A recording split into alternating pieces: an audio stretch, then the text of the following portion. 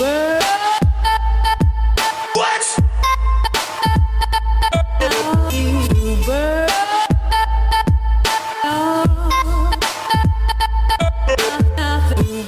here with David Petersen, author and illustrator of Archaea's Mouse Guard. So tell us a little bit about Mouse Guard. Sure. Mouse Guard's a medieval fantasy comic.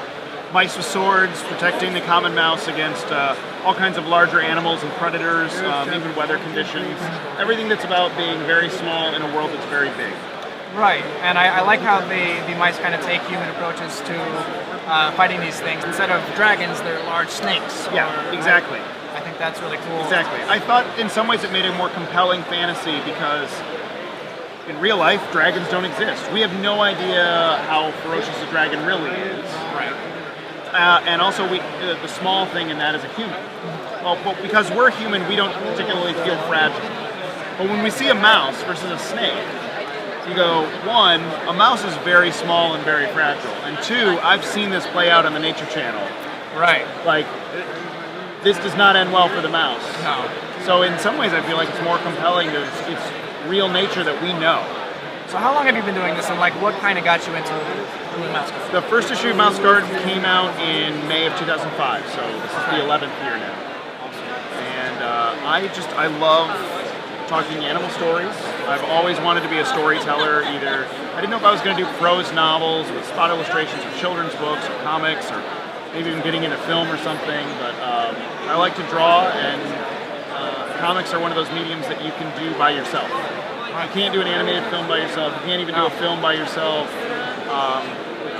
It's a hard thing to get that kind of media out as a team of one.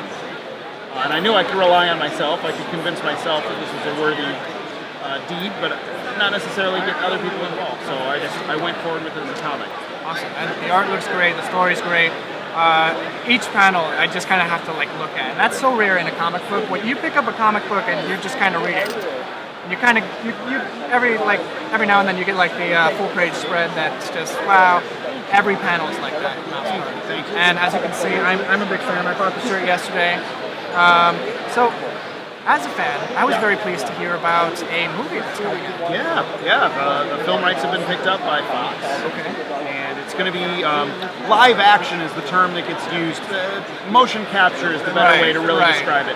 It's going to be like the most recent Jungle Book film, or like the more recent Planet of the Apes, the way the apes were done. So motion capture, actors wearing suits, getting their performances captured. It's talking mice is a little silly, and the story isn't silly. So we need to give those mice some gravitas, some weight, some performance. And doing the performance capture is a great way to do that. And also to get all that kind of detail. My drawings are detailed, but I can only go so far. So the more kind of CG texture we can do with their fur and their clothing, and all of that, I think, is going to make it all the more real and grounded. And you said, you mentioned to me that the script is written by someone in high prestige in Hollywood. Yeah, Gary Whitta, who wrote Rogue One. Is writing the screenplay. That's amazing.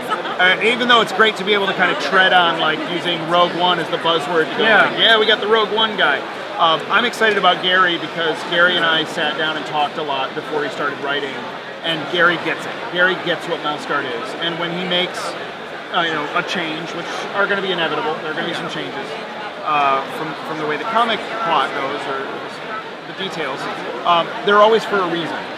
And I've talked to other people in Hollywood before where they suggest changes, and the changes just don't make sense. And that their excuse is, well, movies are different than comics. But the thing that they're changing has nothing to do with those differences. Exactly. But when Gary and I talked, all of those choices about changing things had legitimate reasons, had very valid purpose. Very cool. So I'm happy for Gary just because he's the right guy for the job. How was it for you, knowing that your epic has been picked up by Hollywood? It's awesome. At the same time, for me, I love telling these stories in book form.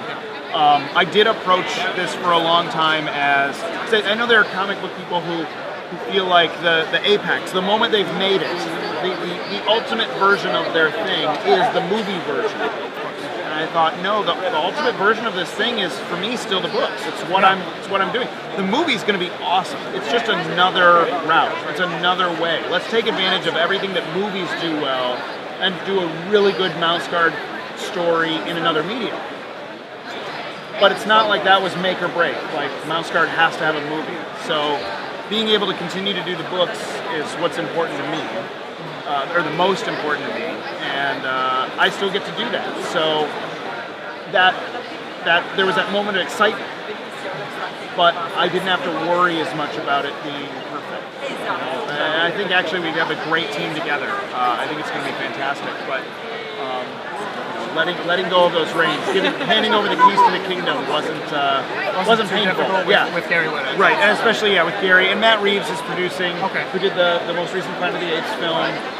He's producing, and the executives at Fox have been fantastic, really supportive, understand what Mouse Guard is. So it's the best Do we case have scenario. a date yet? No, not yet.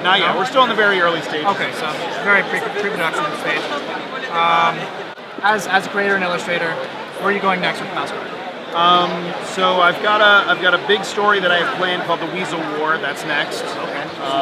It's a prequel. It takes place before the first book, just before the first book. It's a big conflict that happens that I've mentioned a few times. I've referenced the characters referenced. Right. Yeah. So this is going to be that. It's going to be bigger than any of the other stories, also in terms of length.